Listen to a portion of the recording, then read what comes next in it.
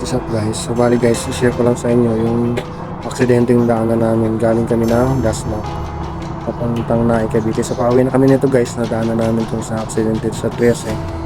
Malagpas lang siya ng Camellia. So pasukan ng Camellia bago mag-school. So may 13. Mga ano pa yung Kapitolyo, mag-aahon doon yung aksidente sa ilalim ng mga kasya.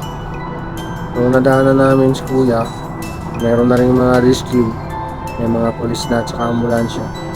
So nadat na namin guys na hirap makatayo si kuya at ginagawa na ng paraan para sakay sa ambulansya. So sana okay lang si kuya kasi mahal ng gastusin sa ospital pag nagkataon. Kung alam mo nung nangyari, sana nadatnan lang namin na natumba na yung motor. Hindi na rin ako nakiusosok. Dumiretso na rin kami kasi sabi na din, pauwi kami. So sana guys, magpupingat tayo mga rider dyan, yung mga laging bumabiyahe. Ride safe po tayo lagi. Ingat kayo sa mga posibleng mangyari sa inyo. Kaya yun, God bless na lang sa inyo. So dito nakatpas lang natin ng SM13. So binabaybay natin yung kahabaan ng 13 Naik Road. So yan, medyo madilim kasi dito guys, kaya magdubli ingat kayo dito. So yan, dito may mga cruising din dito, kaya dubli ingat din kayo dito. Pero lalo kung gadaan kayo dito. Tapos may mga nakaparada pang mga sasakyan, mga tricycle na hindi na nalagyan ng mga hazard o mga warning device. Common dito, nagka-aksidente rin dito. Kasi paahon ng maraming subdivision dito sa papasok na to. So,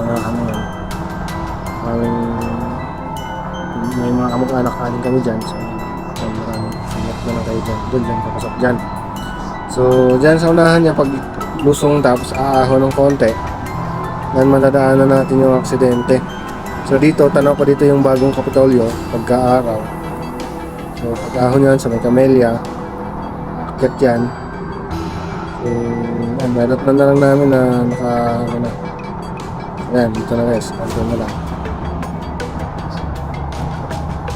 Tapos ng pangalawang tulay.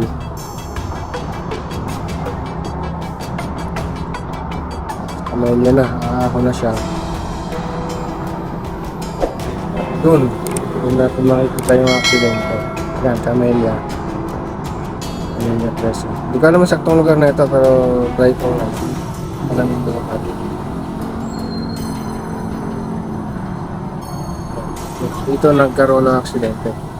So doble ingat po tayo na hindi gaya sa inyo yung nangyari dito. So ride safe lagi po, ingat po kayo.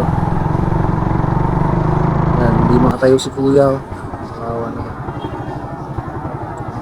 Imbestigahan pa yun naman. Buti may mga rescue din agad. So ride safe, yan lang po. Thank you.